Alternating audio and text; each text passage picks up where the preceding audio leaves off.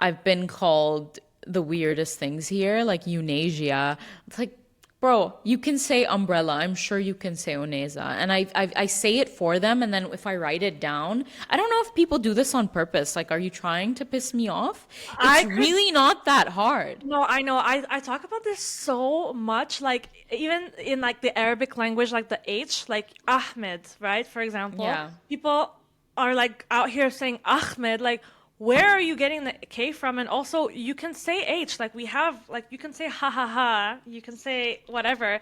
So I think people are putting that on. I Yeah. think it's fake. I think it's a mixture of like not like blatantly fake. I No, think not blatantly. subconsciously they've developed like oh, this is our way of saying it, and this is how we're gonna keep saying it. It's like you are part of the other, therefore I'm gonna change my pronunciation a bit so that it's clear that you're not one of us. I feel like it's kind of there's a bit of that in there. For sure, I think you're definitely getting onto something very concrete here. Hmm. That's an insight. You heard it here first. Hi everyone, Hey everybody, I'm Oneza. and I'm Amina, and welcome to the Migratory Pod. What's the first stop in the spiral of your story?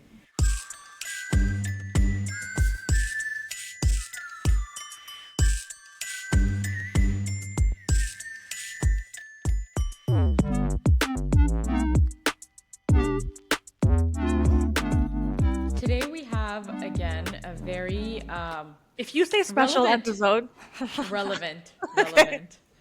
relevant. Again, we have a very, very relevant topic. We're going to be talking about home bases today. I think everybody that has lived a life in which there is a lot of movement, we are very familiar with the experience of having more than just one home base. And that can be either host country or the multiple countries in between that we've had to navigate through.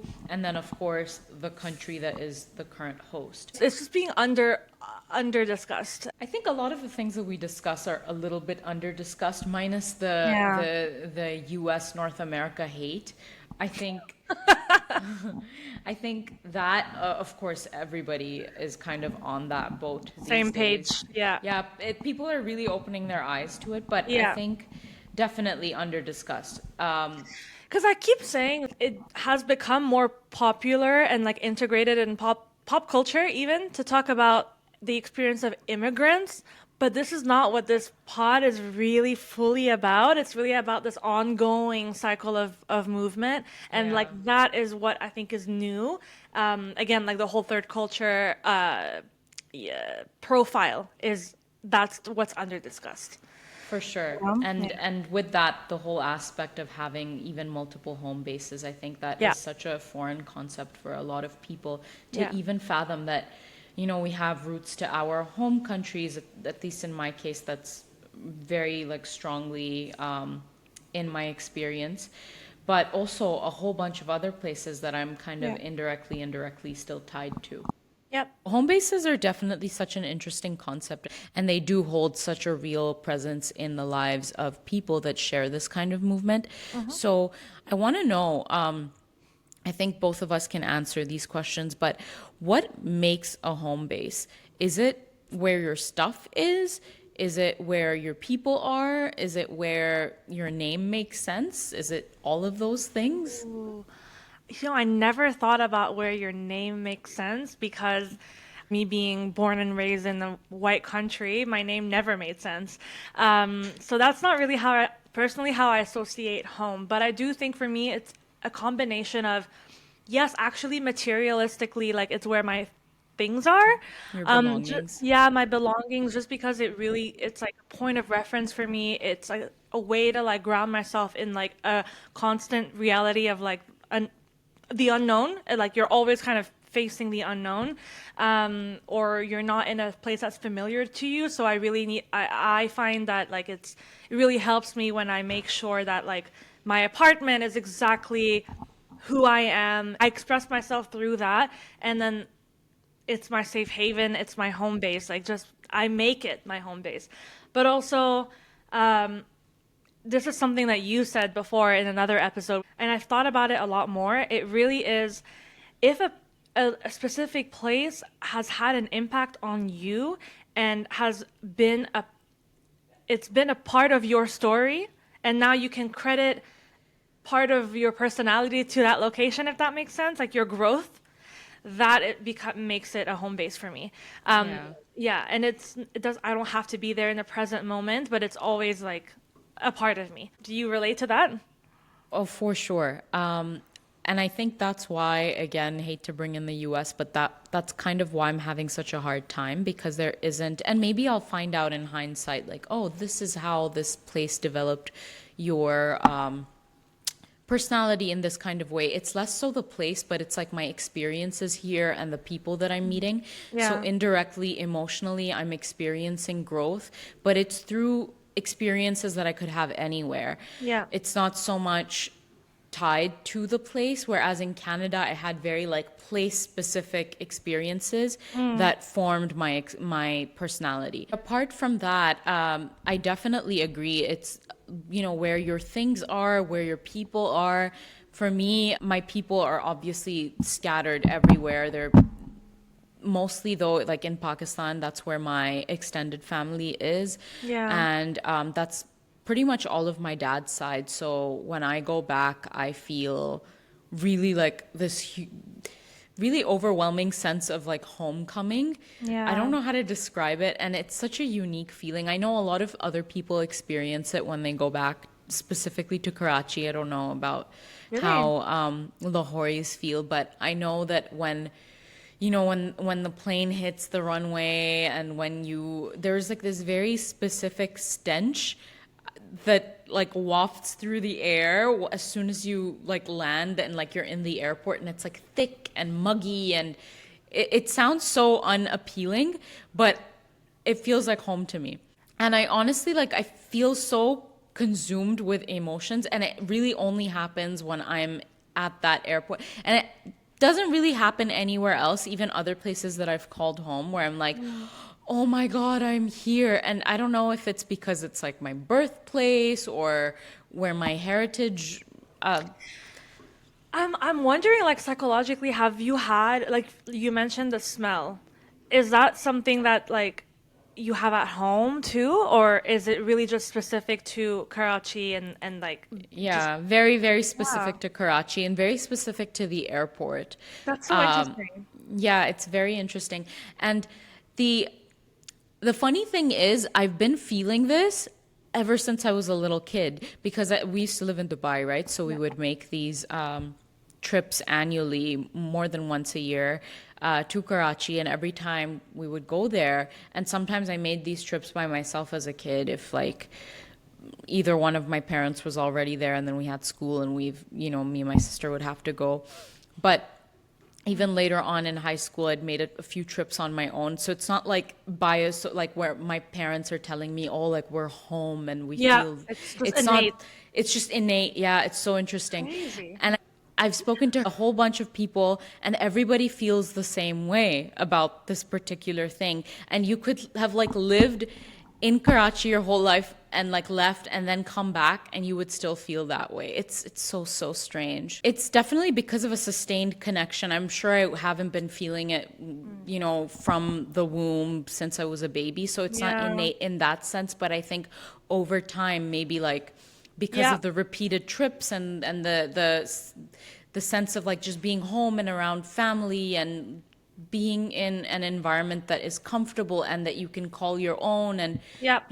also Yep. having the Pakistani nationality and then coming back to a place where like where your identity kind of matters, Yeah. because obviously in the UAE you're not from there. Even though you have that Yeah. as a home base, it's still Yeah. not tied to your identity in that kind of way. So maybe that's what it is. But yeah, Hmm. it's a very, very unique experience, and I only really feel it there. And I've talked to actually Pakistani Americans before, and they don't feel it, obviously, because they've Okay. been here their whole, so that they've not had a Okay. chance to sustain that connection or that relationship. I think it's really, Force of nature, force of habit, and also yeah, we're like touching on like conditioning a little bit. Not, I don't know if conditioning is the right word, but it's like every time you're there, you get that the feeling is reinforced, Yeah, and therefore, yeah, exactly. that's super Very interesting. Pavlovian. Yeah, very Pavlovian. Do you find that it's also like the question of where your name makes sense? I think my name would make most sense in the Eastern world. Of It can course, definitely very easily make sense here, but I think people have a little bit of a cognitive like barrier, big time to a little making that block. happen. Yeah, a little block, Yeah, intentional. those letters are in your alphabet. You can pronounce it. So, Yeah. what else could it Also, be? yeah, also like why are we, when we in English mispronounce something or if people even have accents, they are judged Yeah, to yeah. an extreme. Like you will suffer consequences for having an accent but still speaking perfectly fine English, like grammatically making sense, having good sentence structure, having even a good vocabulary. But if you have an accent, it's going to be It like discredits people, you a little bit. yeah, it discredits you a little bit. Yeah, People can easily not be viable for a job or that's so I don't know, true. and even in social situations, they'll be looked down upon. Yeah, yeah, yeah, So, I mean, accent bias exists. So, for sure. we're supposed to speak your language perfectly, but you'll move to parts of the world and not speak the language, or you'll be commended if you do. Like, have you seen videos of white people Oof. speaking That Hindi is such a fluently? good point. That is Yeah, such a good point. They are commended for speaking that second language with the accent, but we aren't. Wow. Yeah, yeah, yeah. There's definitely that bias. And it's interesting, like, just from my experience, I do a lot of auditions now just for various projects. And we were talking about this with my mom just this morning, and it's like, I think I'm getting discredited in a couple of them because my accent isn't fully North American. There's a bit of like some French, there's a French accent like there somewhere. And because of that, I think I don't sound like the rest of them. Therefore, I don't sound native, and therefore I also get discredited. It's really weird. So yeah. I'm like learning to change my pronunciation so that I sound more American. It's crazy. I hate that for you. Like, what kind of originality do you have as a person if you're constantly having to adapt and adopt and change? And I find that my accent has also changed while I'm here. I've received that feedback from friends. Really? Yeah, where they're like, you don't sound the same anymore. I don't know if that's true. And when I was re-listening to some episodes on the pod as well, I kind of picked up on it where I was like, oh, I'm like putting on my voice when I speak to service workers here, when you're placing an order or whatever. Yeah. So I'm going to Yeah. try not to do that, but it's hard. Wow. I Yeah. haven't noticed it in the accent, but I've noticed it in like the sentence structure and like the intonation of certain things, but not necessarily the accent. But yeah, so valid. I mean, we do have to put it on sometimes. We don't have to, but we do that. Yeah. Yeah. And I want to just speak quickly to the point that you just made because again, relevant. I was watching something on while I was doom scrolling. I saw this reel, and it was by a comedian. I'm not even sure who, but he was making a point, and he said that every American that has a hyphenated identity. Whether you're even Native American, you have like Native American, Pakistani American. It's only white Americans that are just American. Yeah, was that Hassan Minhaj? No. No, I wasn't. I don't like You Hassan don't, I Minaj. know you don't, but I know. But I was watching a recent show of his, and he mentioned that too. Oh, he did. Okay, maybe Yeah, it was him. maybe. But yeah, that's actually so true. Yeah. And I sent you a video about that, and I think you weren't able to watch it because it was, I don't know, banned or something. But it was a very interesting take where this like I'm gonna say African American woman, but the whole video was about how she doesn't want to be called African American. She just wants to be called American because even though yes, she's black, but like doesn't have any, her identity is not like linked, and she doesn't feel a link to anywhere in Africa. Therefore, why are we calling her African American? Which is so valid at the same time. It kind of goes against something that we said, which is like embrace your roots, but at the same time, Why am I being made to embrace my roots when white people aren't being held to those Yes, same standards? Like, you also came here on a fucking boat. that's exactly it. That's exactly it. Another migratory first Another insight. banger. Please don't put that in. No, we have to.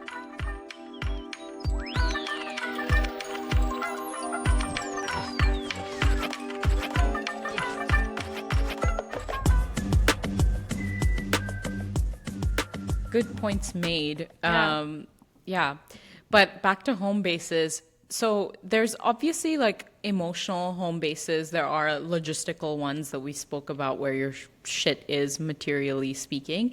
And then spiritual homes. I think I relate to all of those. Spiritual homes, I don't know so much about that. But I did study abroad in Shanghai, and I instantly felt at home. It You was did. so strange. I did Yeah. tell you about that, and I mostly did all of the traveling that I did there was away from the student group that I went with because I like to do things on my own. So I just kind of effed off. And in a place like China, I think that can be very overwhelming and daunting. And everybody was like raising eyebrows at me, like, "Oh, like how are you just like veering off and away from the group?" And I was like, no, I feel very like at home. And despite the language barrier, it was the most at home I felt in a place that I've traveled to. And it's so strange for like somewhere like China to feel like that for me, but it really did.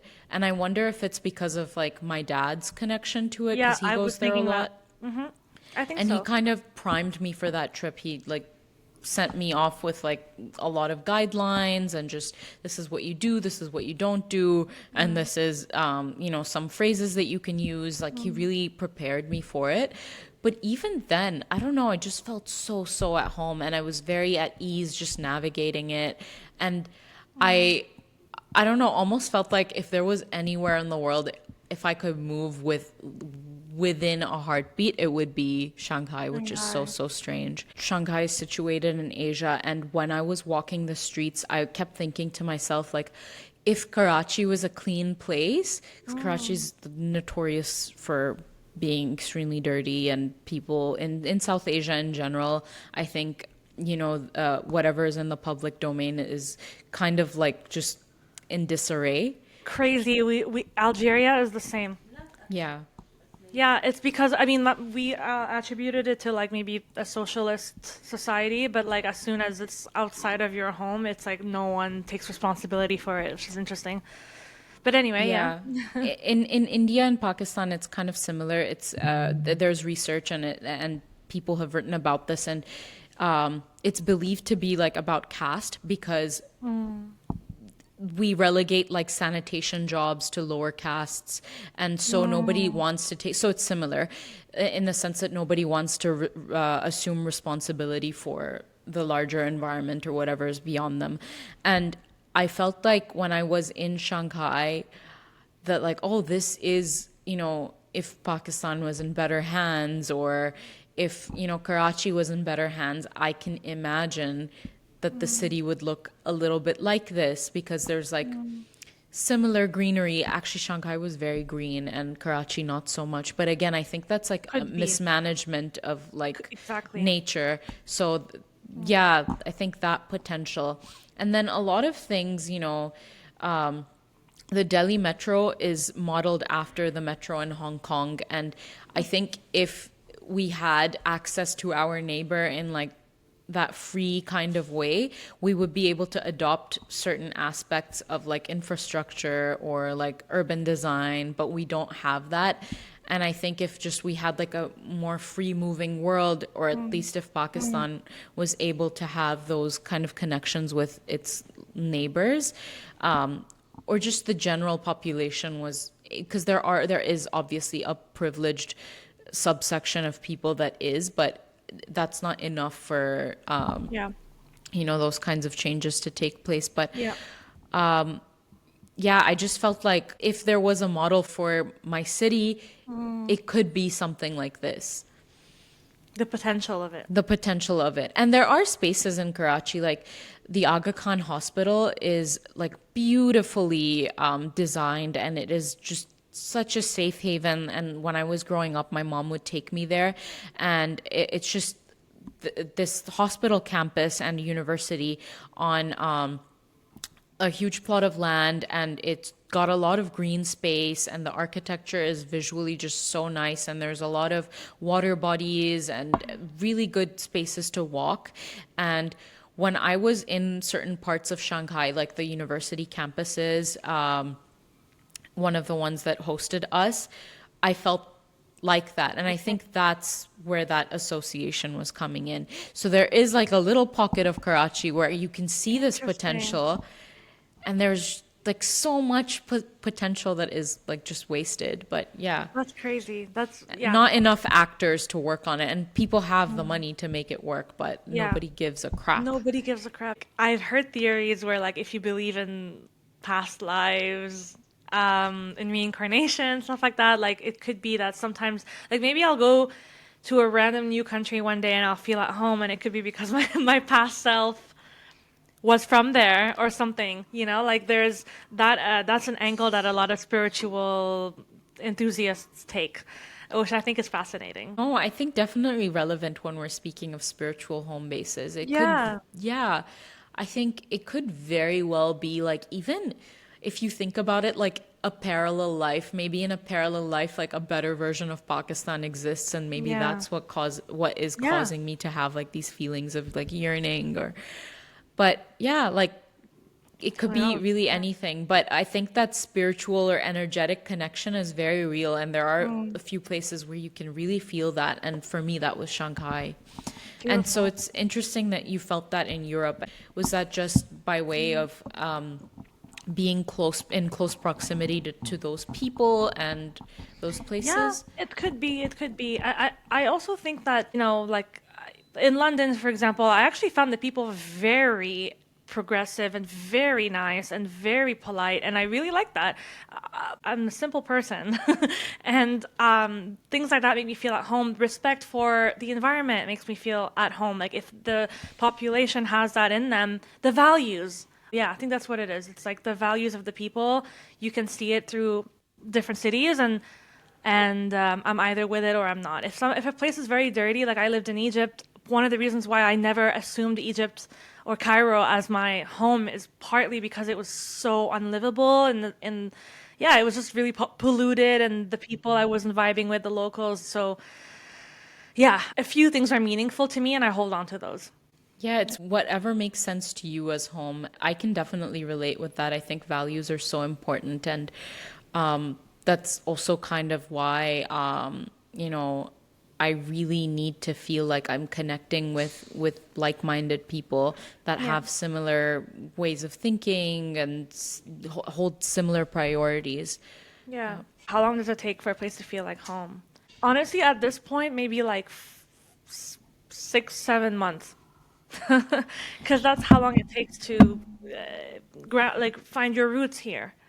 I think you've nailed it, because not nailed it in answering the question that this is a general, 6 to 7 months is the general. But I think as the process, I think you have nailed the process, because you've moved Oh internally in yeah, Canada so many times, and you kind of know like this is the recipe for success for me.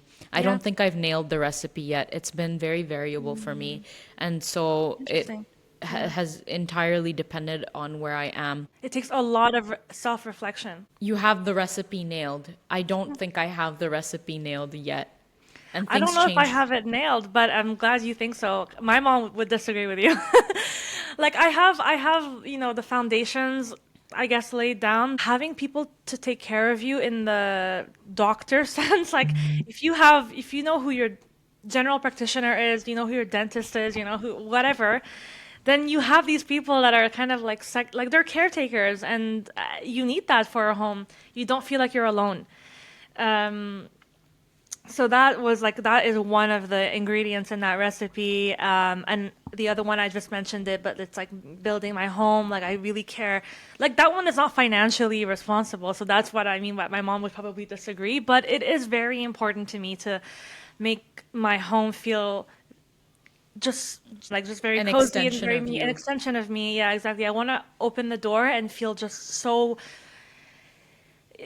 not in my bubble. I don't think that's the right way to describe it, but just like yeah, in my safe haven, and I want to feel like everywhere I look, I see something I like, and I see something that means things to me. So that is another part is literally like interior decor and I think the it's the people aspect that I have to continue to work on because I've moved around so much. I've also, I think, subconsciously learned to not like what's the opposite of attach? Disattach? No. Like Disengage, yeah, disassociate a little bit. disassociate. Yeah, exactly. And like I've looked inwards for a lot of things and I've built this very almost toxic independence. And I don't need anybody, but at the same time I'm like like I'm just living A very solitude. solitary life, yeah. Yes, exactly. And so that is not good for Your building a mental health, home yeah. and mental health. Yeah, it's not, but it's this, you can't build a home on your own. I don't think so. And Yeah, it yeah, definitely does take a village. it does take a village. Yeah. I I I relate so much to that. I think I did that a lot in Toronto and even here I continue to do it, but I think what I then try to do is maintain my virtual connections as Yeah. best as possible and keep that rooted in my daily life, but I'm still salty. Well, you're teaching me how to do like you've been an influence to help me do that. Like you've been reminding me of that. Like in New York, you reminded me of that many times and like, oh yeah, true. Because I'm like if they're not in my you know, in my proximity, can you There say are that? virtual ways of making them closer to Yes, you. Yeah, exactly. But and that's possible today. exactly, it's very possible. Yeah. Yeah, but just to make it very clear, this took me like a good 7 years. Like, I think in school, I while I was at U of T, I kind of forgot about my close friends for a bit. I mean, it wasn't that I forgot about them, but like, you spend a couple months not saying hi Yeah. to your best friends from back home, and then you reconnect and whatever, whatever. But now I've made it, no, this is a non-negotiable. These Mm. people are in my life and they're here to stay, and those connections can only stay this deep if I do put in the work to Hmm. exercise that Yeah. muscle. And Yeah. so now, 11 years in, 10 years in, yeah, it's been 11 now, crazy. 11 years after graduating from high school and I've built new connections along the way. You're one of them, but Mm. I've really have chosen to exercise that muscle, and I have very unique relationships with each of these people, and Mm. they give me very unique things, and it's an interesting way of feeling home through people. Like those people, Yeah. even though they're not a place, even though they're in distance, they serve to be like a part of home that I can just instantly jump into and feel that sense of connection or Yes. Yes. habitat. Yeah. And it is a skill that you do have to practice because it's very easy to adopt the mentality of like out of sight, out of mind, and then you let it go, like you said. So knowing that it's possible through virtual connections is like so important. I have to remind myself of that all the time. Like, yeah, but yeah. But I've overdone the virtual thing so much that like now I'm seeing also the detriment of it. Like it's great. I want to keep maintaining them. I'm Mhm. never gonna give up all of I wouldn't exchange any one of my friends for anybody in person ever. But I sometimes wonder like, have I taken this too far? Where I'm like, because I do feel like I immediately shun people. Like I'll meet someone here, I'm like, you're not for me. Bye, I've done that instantly. too, Yeah. instantly. Yeah, yeah, Yeah, yeah, yeah. instantly.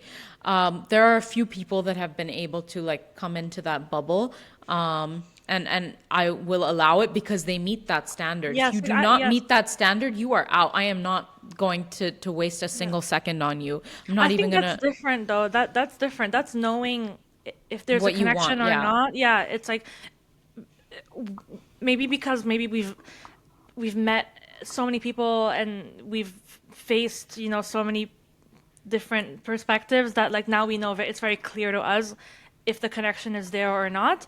And then, you can easily kind of save that time. Um, Exactly. yeah. Yeah. But I wonder, like, I sometimes only allow people in if they hold a certain degree of like depth or Yeah. relatability. But now I'm wondering, like, is it safe or even healthy to have people that you don't meet with in that like high fivey way, but like it's surface level, but you just meet them over coffee and catch up and la di da di da and like that's it. And but they Yeah. just still keep you sane because at least you have Yeah. some form of outing and some form of engagement. But then I'm like, am I being true to myself?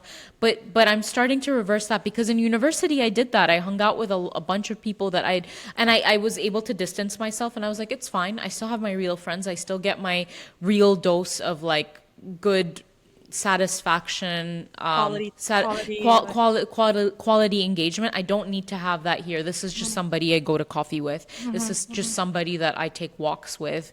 This is just somebody I, enjoy a yeah. meal with. It's an it's an open-ended question. Like I'm still figuring that out. Yeah. It's like, would you rather starve or eat something you don't like? Um, for personally, I've done a lot of the latter, and I regret it deeply. So personally, I'm okay with keeping my circle tight, and also because we are both very particular people, and so we need particular people around us. I I don't know. But also again, it's about keeping yourself sane, and maybe it's better than just spending all your time alone. I don't know. I don't Yeah. know. Yeah. And sometimes the quality is actually not that bad. Like I'll meet people, even in Houston, I've met a few people that are like, I wouldn't call them my besties, but like, okay, like over, if I meet them in, the prayer space and I say like a little hi, hello, and just catch up or whatever, it's completely fine. I end Yeah. up feeling kind of good after that interaction. And I'm wondering, I think that baseline is good to have for just Yeah. survival. Yeah. I And agree I'm with that. starting to like get into that a little bit. I'm like, keep me posted. Yeah, I will If keep you it, posted. yeah, like over time, does that develop into anything else, or you just maintain that baseline with them, like just for staying alive? Yeah. I hope they don't. I hope they don't see this. I think the question was how long does it take for a place to feel like home initially? And we said Amina said 6 to 7 months. What would you say is yours? I would say mine is, it's very variable. Toronto took me a good 2 years, two and a Two half. years. Yeah, it took me a The while. the university experience kind of gets in the way though. You're stressed all the time, you don't really have the time to explore how it could be a home for you. Yeah, it does. And it's what you're saying, the stress of university and Yeah. like not being able to explore the city and Yeah. not being able to engage with your surroundings in that kind of way that really like builds a connection to a place. Yeah. I think that That's slows it key. down. But Yeah. like that got in the way, and then that slowed it down, like not having Yeah. that. Yeah, so that took a while. And then, of course, like my US move, I still don't call Yeah. this place home and I'm having Yeah. a hard time with it. I wonder if I was in a different place, if that would make it better. Um, but yeah, it has really been super variable for me. Yeah.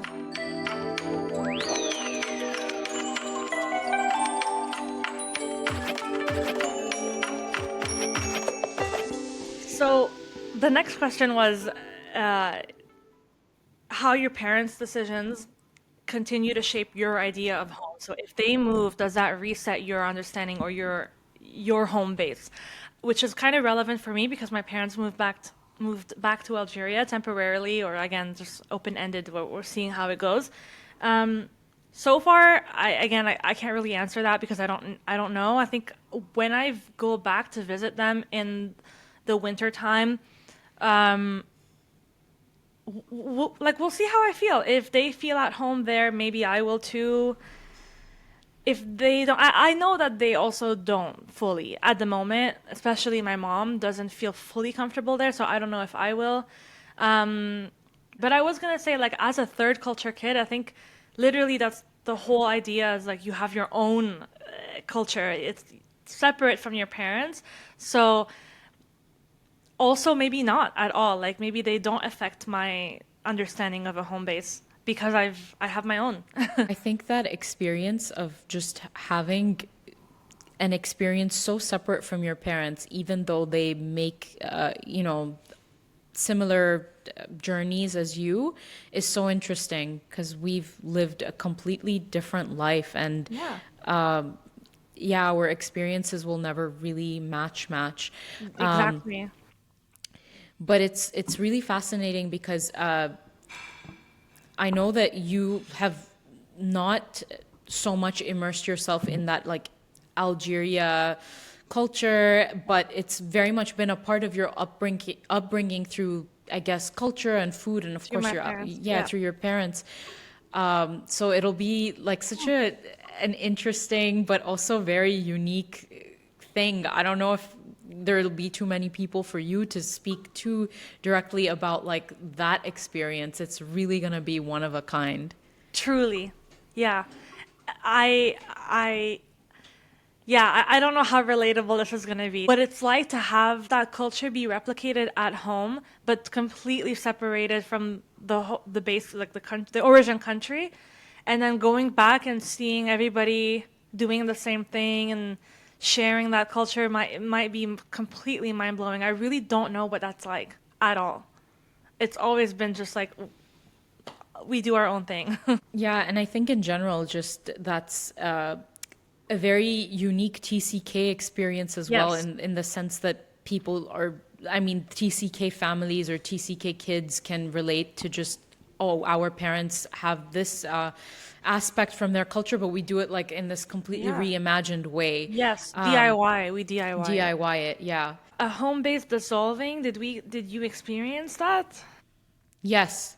The only thing that really kind of comes with it is a lot of grief. Like I Yeah. felt so much sadness for not, and when my parents did the move, well, my dad kind of did it independently. At some point, while we were transitioning to life in North America, all of us were in different places. My mom was here in Houston, I was in Canada, my sister was in London, and my dad was in Dubai, so we were all scattered.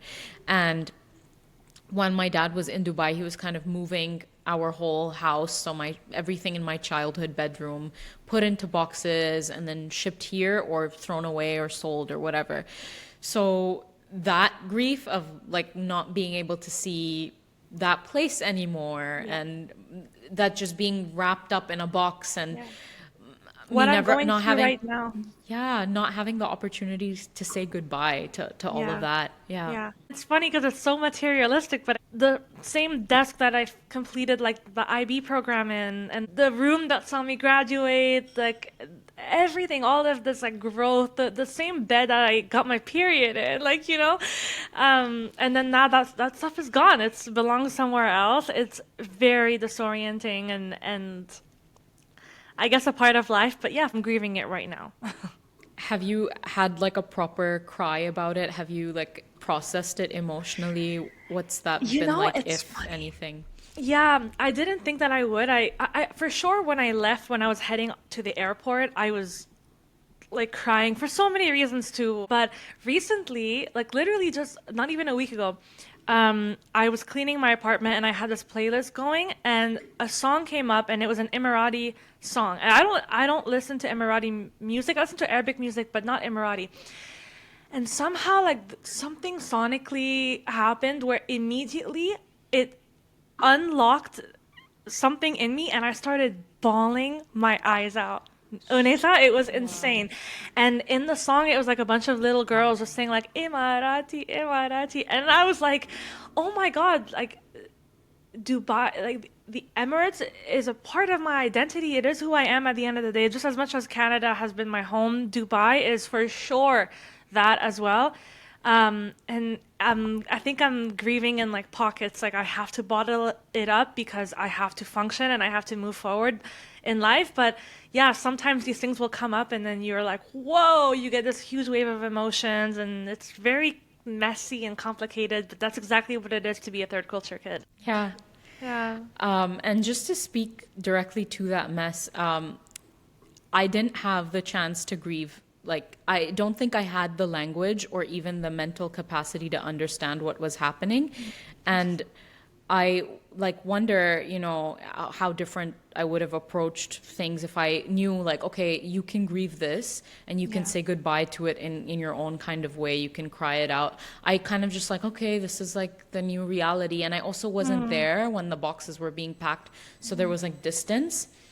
And then I wasn't really there directly for like the packing of boxes or experiencing that directly emotionally.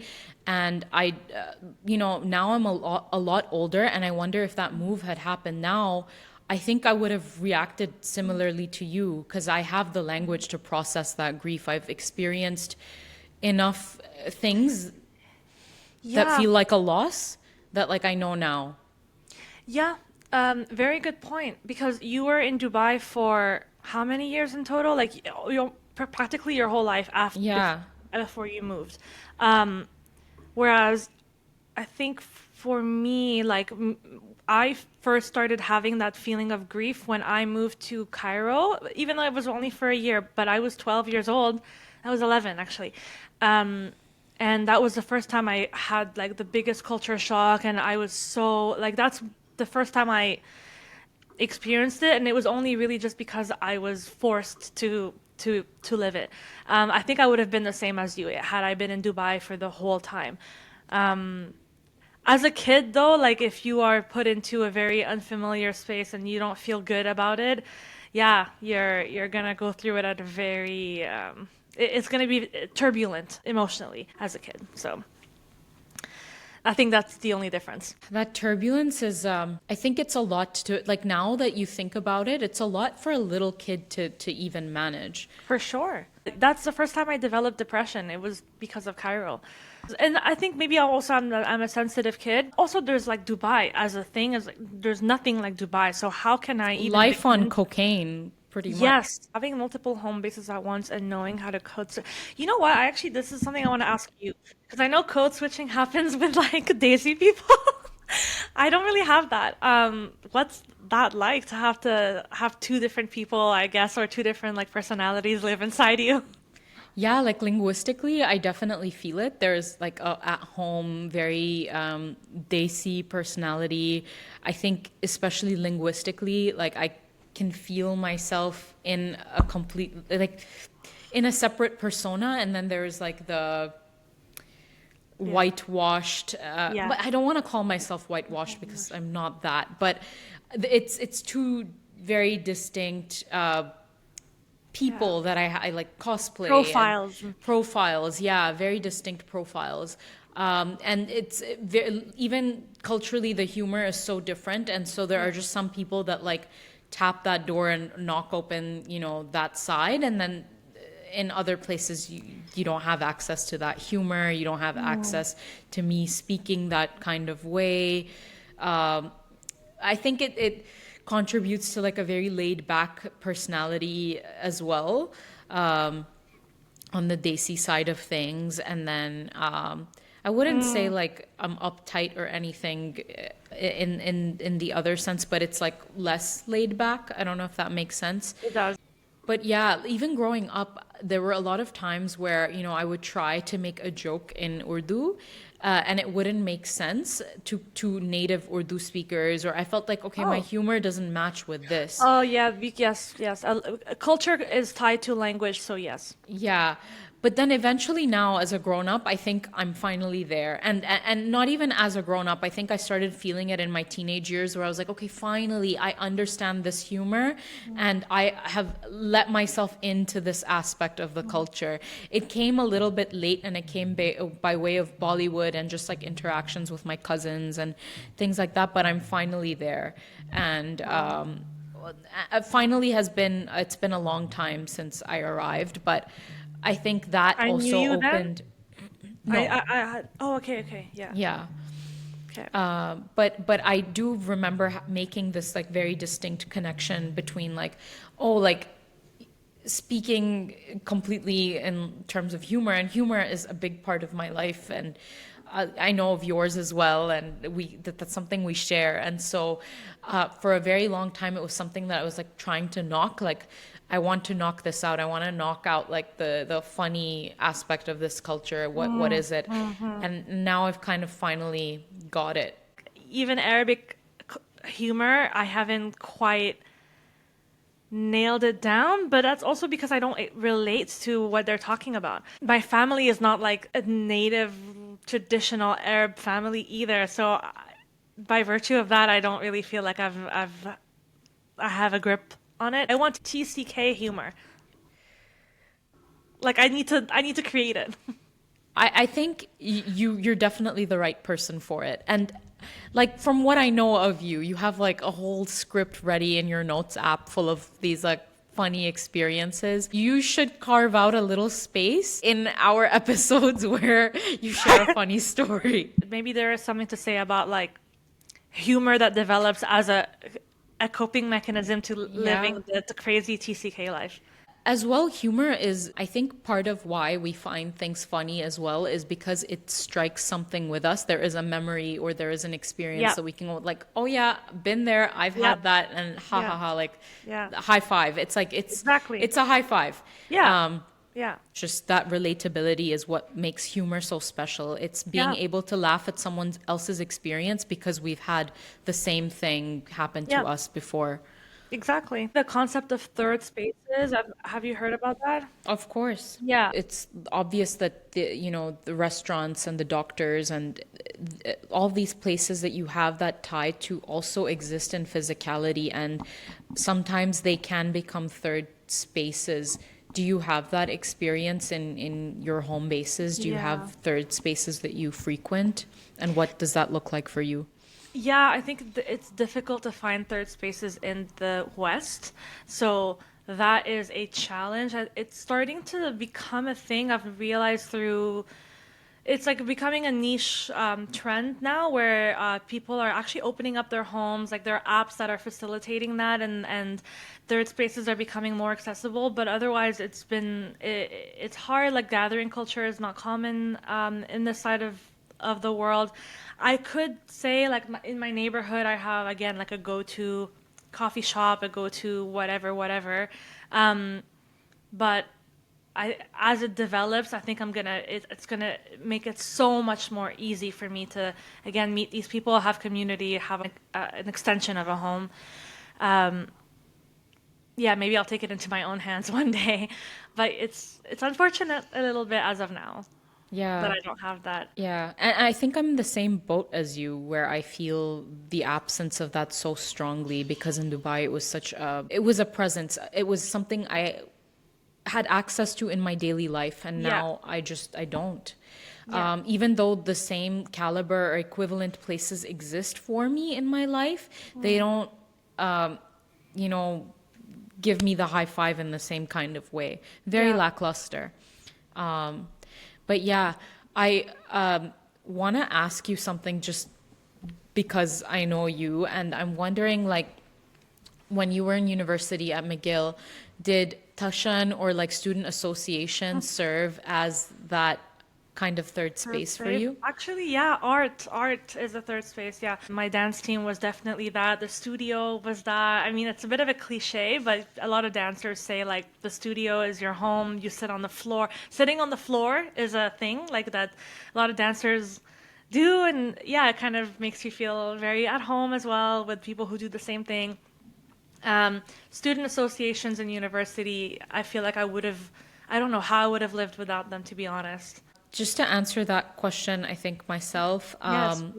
for me, I think the city and my external environment matters so much to me. I realized like I need to be connecting with the city, and the city by extension kind of becomes a third space.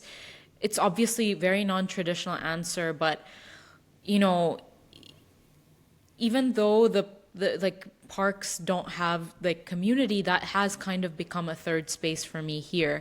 The Uh, parks. parks. Parks, like, Parks. oh, they really? Okay, tell me more. I mean, parks here are ugly. They're by no means. I've shown you what like a park near my house looks like, and it's by no means like gold standard or anything. But there is a park that I go to with Munaz here, and it's really not that bad. It's not ugly, but that's kind of become a third space. And it's not traditional. I don't think it's the exact meaning of a third space for sure, but it's become just this external thing outside of my home, outside of work, outside of the places that I regularly frequent, that has become another place where I feel kind of comfortable. Um, but yeah. Why is that my third space? I deserve better. No, but a park is a good one. Like Yeah. even if it's subpar, it could be subpar, but yeah, nature is nature. It will for sure ground you. Yeah. Yeah. Okay, last question is it might be an easy one to answer, but I think we've experienced a lot as we've established, and there's a lot that we want to adopt and a lot that we want to reject in terms of experiences. And I'm wondering, while you're building your future home or thinking about building your future home, how is that going to look like for you based off of your own experiences and, yeah, what you want to keep and discard? Yeah. It's funny that you say that. I think it ties very well into the previous point that I was making, that the city is so important. And I will look specifically for places that have that external environment that I'm looking for. And if they don't, we're going to have some Yeah. tweaks there. Like, I think the city needs to be, Yes. it. Thank you for acknowledging that. I think it gets forgotten. It's like all about the people, but oh no, the city too. It Yeah. really does matter. It does matter. I think the city is so important. And so in the future, I've kind of convinced my partner that, the world is too big for us to be sitting here. It's very, like, we can be expanding so much. We can take new experiences and build like a life in such a like layered kind of way. This is way too one-dimensional for both of us. I think we're not doing justice to our experience on this planet if we're just here. And I've experienced better, so I know that there is better out there, and I know that we can do it, and we can always come back. But I think that culture, the East and West meeting in Dubai is a very important kind of thing. And I think culturally, I would want that checkbox to be ticked off. Yeah. Walkability is really important if we're in North America. I think in places where you're able to anchor yourself to community, it's kind of okay. And, if the surroundings are aesthetic enough, it's not too bad to be driving around in a car. Yeah, yeah. Yeah. Suburban America is not the place for you No, to for be, sure. And behind the wheel. oh yeah, 100%. Also, like I guess you could also say like no place is perfect, and sometimes a location will check all the boxes minus one, and it is what it is. But I think at the moment you're living in a area where almost like none of the boxes Yeah, are almost getting none of checked the out. boxes are getting checked. Yeah, yeah. And I obviously you know this, but I encourage you to do that, and I'm right behind you. Yeah. What about for you? I think I relate. Yeah, I relate. I think honestly, like a place like Sydney would be ideal just because it's so balanced and it has literally Sydney is such an and I don't know if it's underrated to be honest, but it is a city that is almost perfect. I mean, you have that walkability like downtown aspect, and then there's like the crazy nature. And even within the nature, there's every single type of nature. There's skiing, there's beaches, there's and real beaches, not like Canadian like crap. Uh, Mountains, whatever. I think Sydney would be it. The food scene, there's no better. Yeah, I struggle to see where I would truly settle. I don't know if I even ever will. Well, I will at some point, but I don't know what that would look like because I'm still exploring myself at the moment. And am I gonna need people to anchor me? I don't know. Am I gonna need family? I don't know. So yeah. Hard relate. I think exactly when you visit places like Sydney, it's so hard to come back and be like, this is Yeah. what a city at its full potential, almost full potential looks like. And Yeah. they've done it so beautifully. And I'm sure the environment, the local environment supports that kind of flourishing Yeah. that Sydney That's has. what it is. Yes, I need the local environment to make room for that. Yeah. And very few places are able to do that with that Yeah. kind of Yeah, meticulous execution. I think Sydney really like knocks it out of the park. truly. While still being super authentic. It's crazy. Yeah. The conversation really does extend to anyone watching who feels like they can relate. Genuinely curious to know what your answers would be to some of these questions. I don't think, like we said in the first episode, it's not a cookie cutter experience being a third culture kid. And mine is unique. Oneza's is unique. Leave us a comment if you agree or disagree, whatever it is. We want to hear different perspectives. The diversity of this audience is really like beautiful. Please like the video if you liked it. Follow us as well to get notified of any new drops. And if you're interested in food, we definitely dabbled into this as well. Check us out on Instagram and on TikTok. Thanks for listening. And like always, your support goes a long way. We really appreciate your engagement. However, if you would like to contribute in a more tangible way, there's always our coffee, which you can make donations to. Thank you so much. I'm Amina. And I'm Aneza. And we'll And see you at see you at the the next next stop. stop. Bye. Bye.